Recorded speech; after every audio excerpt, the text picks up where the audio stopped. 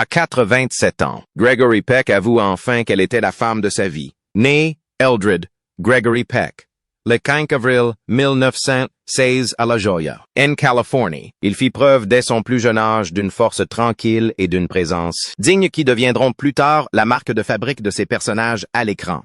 Son enfance n'a pas été sans difficulté. Ses parents ont divorcé lorsqu'il avait 6 ans, et il a été principalement élevé par sa grand-mère.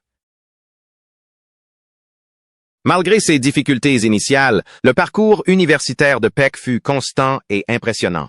Il a fréquenté l'Université d'État de San Diego, puis a intégré l'Université de Californie à Berkeley, où il a étudié l'anglais et suivi une préparation aux études de médecine. C'est là, durant ses années à Berkeley, qu'il a découvert sa passion pour le théâtre en participant aux productions théâtrales du campus. Cette passion est devenue si forte qu'il a abandonné son projet de devenir médecin pour se consacrer aux arts du spectacle, une décision qui allait faire de lui l'une des figures les plus respectées de l'histoire du cinéma américain. La carrière d'acteur de Peck a officiellement débuté au théâtre, avec des prestations dans des productions régionales et des tournées. Son charisme sur scène a rapidement attiré l'attention, et au début des années 1940, il s'est fait une place à Broadway. Cependant, c'est son passage au cinéma qui allait véritablement le rendre célèbre.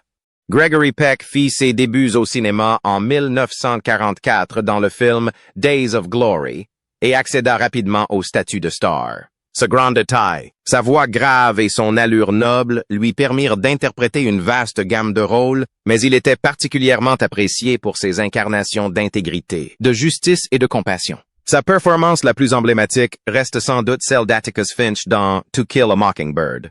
Ne tirez pas sur l'oiseau moqueur.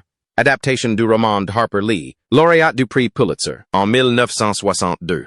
Ce rôle fut bien plus qu'un moment phare de sa carrière d'acteur.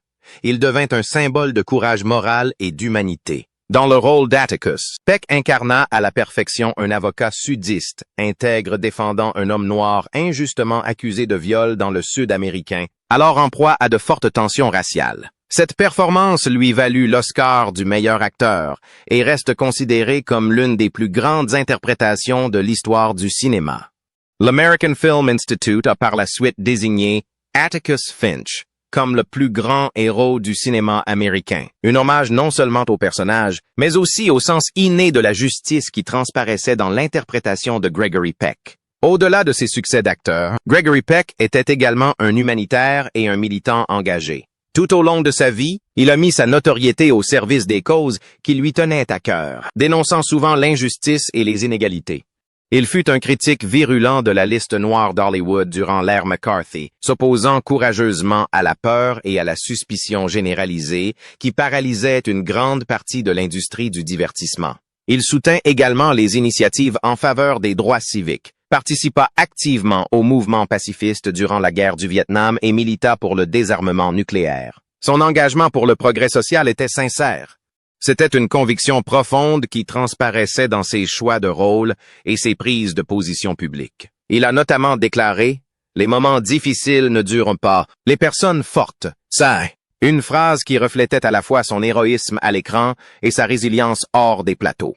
La filmographie de Peter Peck est vaste et comprend des films acclamés tels que Vacances romaines, 1953, où il partage l'affiche avec Audrey Hepburn, La maison du docteur Edwards 1945, réalisé par Alfred Hitchcock, Les canons de Navarone 1961, Les nerfs à vif 1962 et La malédiction 1976. Sa polyvalence lui permettait de passer avec aisance d'un genre à l'autre, des comédies romantiques aux drames de guerre, en passant par les thrillers et les films d'aventure épiques. Il fut nommé 5 fois à l'Oscar du meilleur acteur, remportant la statuette une fois, et reçut également de nombreuses autres distinctions au cours de sa vie, dont la médaille présidentielle de la liberté en 1969 et le prix humanitaire Jane Hersholt en 1967.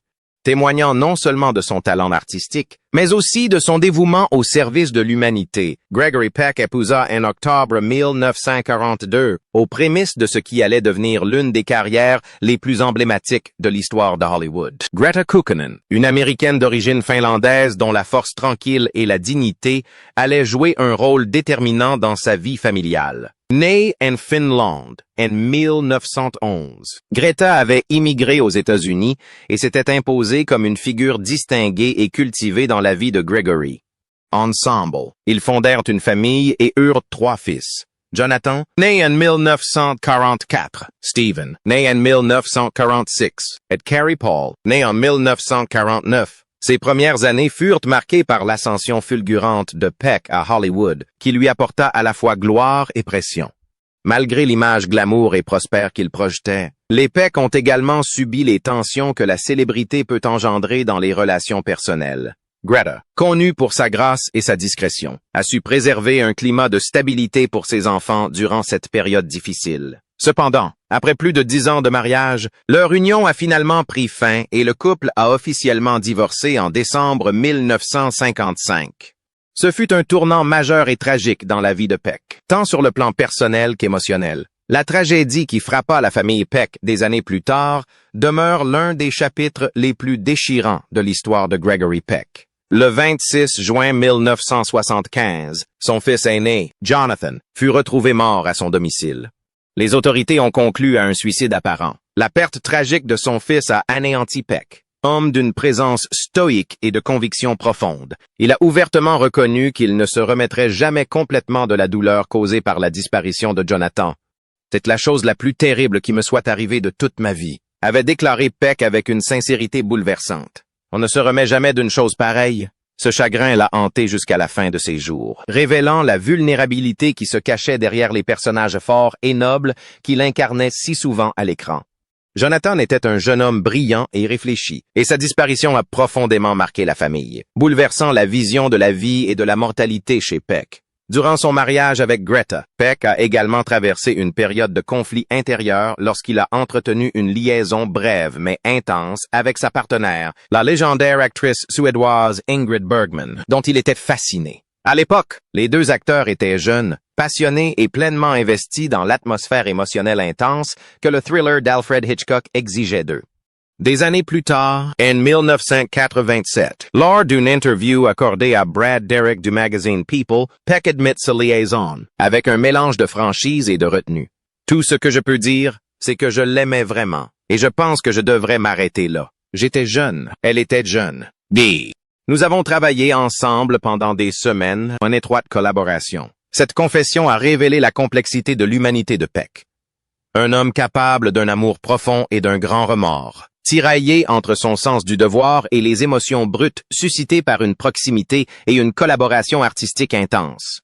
Peu après la dissolution de son premier mariage, une autre femme allait jouer un rôle central dans sa vie. Le soir du Nouvel An, 1955, au lendemain de son divorce avec Greta, Peck épousa Véronique Passani, journaliste parisienne et ancienne chroniqueuse culturelle pour le quotidien français France Soir. Véronique avait rencontré Gregory pour la première fois en 1952, lors d'une interview réalisée juste avant son départ pour l'Italie pour le tournage de Vacances romaines. Leur rencontre était purement professionnelle, mais quelque chose dans leur conversation est resté gravé dans la mémoire de Peck. 6 mois plus tard, il l'a invité à déjeuner. Ce qui avait commencé comme un simple repas s'est transformé en une relation durable. Les 2 devinrent inséparables, unis par une admiration mutuelle, une complicité intellectuelle et une profonde affinité amoureuse. Gregory et Véronique eurent 2 enfants, un fils, Anthony, né en 1956, et une fille, Cecilia, née en 1958.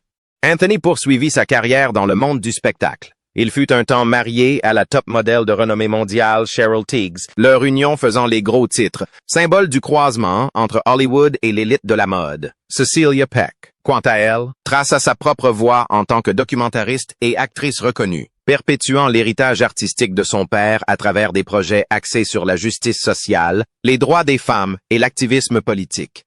Malgré les épreuves et les difficultés qui ont jalonné le parcours personnel de Peck, son mariage avec Véronique est resté solide et durable. Ils ont été mariés pendant près de 50 ans et, de l'avis de tous, leur relation était empreinte d'une profonde affection, de confiance et de valeurs partagées. Véronique l'a soutenu dans les moments les plus critiques de sa carrière et de sa vie, notamment lors du décès de Jonathan et durant son engagement philanthropique et politique ultérieur. Peck attribuait souvent à sa présence le réconfort et la force qu'elle lui apportait face aux épreuves de la vie. Gregory Peck était aussi un grand-père comblé. Son héritage s'est transmis à la génération suivante grâce à ses petits-enfants, dont certains ont suivi ses traces artistiques. L'un de ses petits-fils issus de son premier mariage est l'acteur Ethan Peck, qui ressemble étrangement à son célèbre grand-père et a perpétué le nom des Peck au cinéma et à la télévision, notamment en incarnant le jeune Spock dans la franchise Star Trek. La continuité de la lignée des Peck dans les arts témoigne de l'influence durable de Gregory, non seulement sur le cinéma, mais aussi au sein de sa propre famille. À 27 ans, Gregory Peck confie enfin qu'elle était l'amour de sa vie, Ingrid Bergman.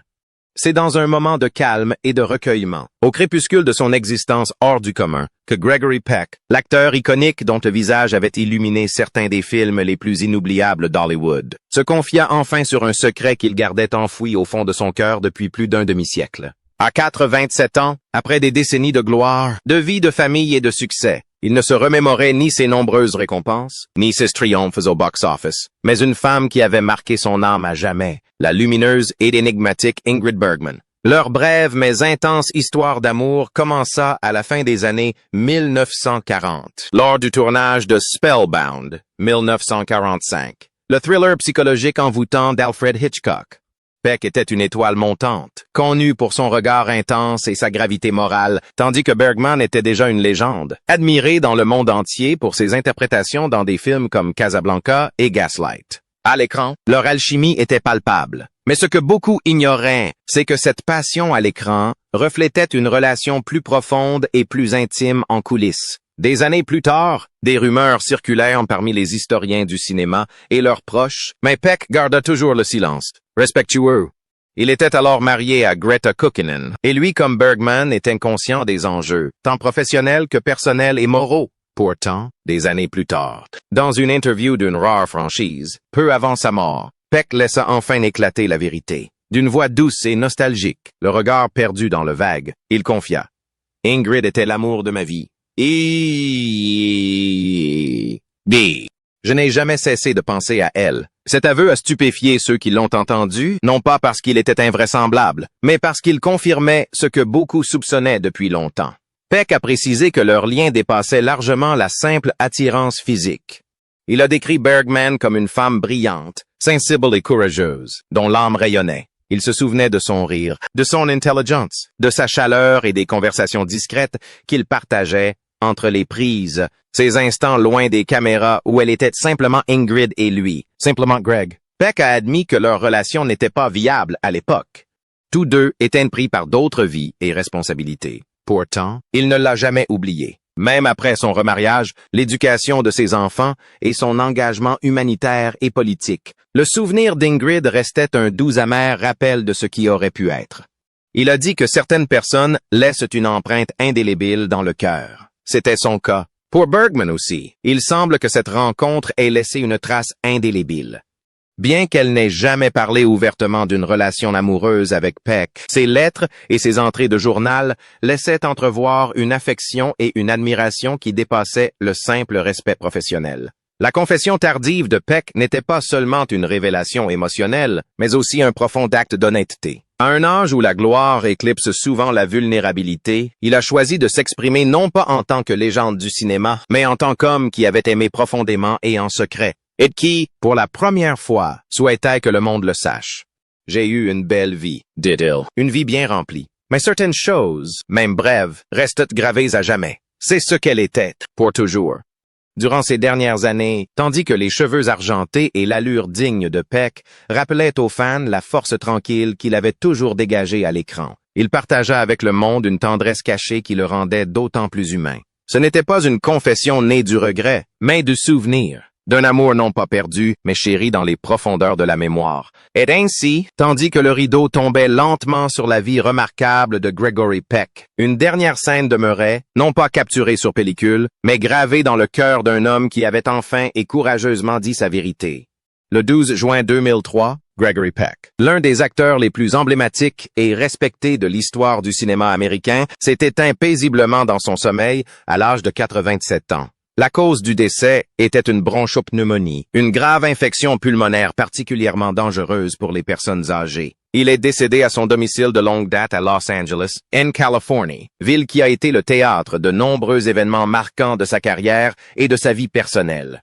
À ses côtés dans ses derniers instants se trouvait sa femme bien-aimée, Véronique Pisani-Peck, journaliste et philanthrope française qu'il avait épousée en 1955. Leur union avait duré près de 50 ans, et la présence indéfectible de Véronique à son chevet symbolisait l'amour profond et la complicité qui avaient marqué leur vie. La disparition de Peck a marqué la fin d'une époque, et son décès a été profondément regretté par ses fans, ses collègues et ses admirateurs du monde entier. Sa dépouille repose dans la cathédrale Notre-Dame-des-Anges de Los Angeles, une cathédrale catholique moderne et remarquable, église mère de l'archidiocèse de Los Angeles. Le mausolée où il est inhumé est depuis devenu un lieu de recueillement pour ceux qui souhaitent rendre hommage à cet homme qui a insufflé tant de dignité, d'intégrité et de force tranquille au cinéma. Lors de ses obsèques, cérémonie solennelle et profondément émouvante, l'un des moments les plus poignants fut l'éloge funèbre prononcé par l'acteur Brock Peters. Peters avait incarné Tom Robinson, l'homme noir accusé à tort de viol par une femme blanche que le personnage de Peck, l'avocat intègre Atticus Finch, avait si ardemment défendu dans le film culte de 1962, Du silence et des ombres. Le choix de Peters pour prendre la parole était profondément symbolique. Il mettait en lumière non seulement le lien professionnel entre les deux acteurs, mais aussi l'impact durable du film, longtemps salué pour son message de justice raciale et de courage moral. Les paroles de Peters rendaient hommage non seulement à l'acteur, mais aussi aux valeurs que Peck incarnait dans ses rôles comme dans sa vie. Les obsèques ont rassemblé un parterre de personnalités hollywoodiennes, dont de nombreux acteurs, chanteurs, scénaristes et producteurs légendaires venus lui rendre un dernier hommage. Parmi eux se trouvait Lauren Bacall, l'actrice à la voix envoûtante qui avait connu la gloire durant le même âge d'or d'Hollywood qui a marqué la carrière de Peck. Sidney Poitier, premier acteur noir à remporter l'Oscar du meilleur acteur et ami et admirateur de longue date de Peck, était également présent, tout comme le chanteur et militant Harry Belafonte et sa fille, l'actrice Shari Belafonte. La liste des invités ressemblait à un véritable bottin mondain du monde du spectacle, témoignant de l'immense respect que Peck inspirait à travers les générations. L'acteur Harrison Ford et sa compagne, Calista Flockhart, étaient venus rendre hommage à celui que Ford avait cité comme une influence majeure. Les acteurs de télévision chevronnés Mike Farrell et Shelley Fabares, reconnus pour leur contribution au petit et au grand écran, ont également rendu hommage à Peck. Jimmy Smits, célèbre pour ses interprétations magistrales dans des drames et des rôles de policiers, est venu saluer la gravité morale que Peck a longtemps incarnée. Parmi les autres personnalités présentes, on notait la présence de Louis Jourdan, l'acteur français qui, à l'instar de Peck, a fait le lien entre le cinéma européen et américain.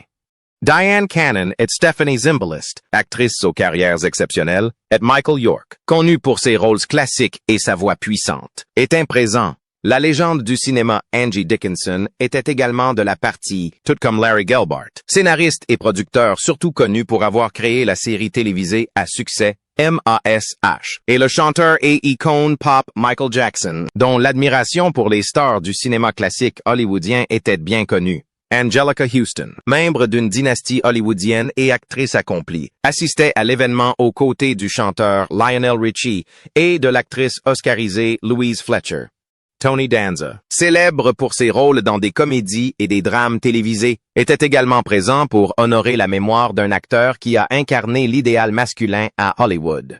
L'actrice Piper Laurie, reconnue pour ses interprétations profondément émouvantes, complétait la longue liste des personnalités présentes, toutes réunies non seulement pour marquer la fin d'une vie, mais aussi pour célébrer un homme qui a marqué d'innombrables personnes, à l'écran comme à la ville, par sa grâce, son humanité et son intégrité sans faille.